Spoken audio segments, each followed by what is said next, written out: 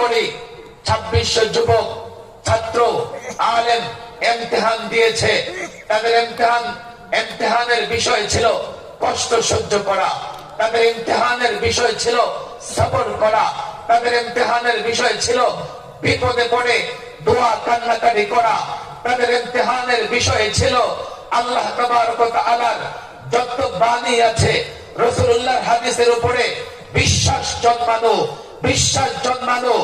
আর এগুলো হচ্ছে সব নেতৃত্বের প্রশিক্ষণ, এগুলো হচ্ছে সব লড়াইয়ের প্রশিক্ষণ, এগুলো হচ্ছে সব জিহাদের প্রশিক্ষণ।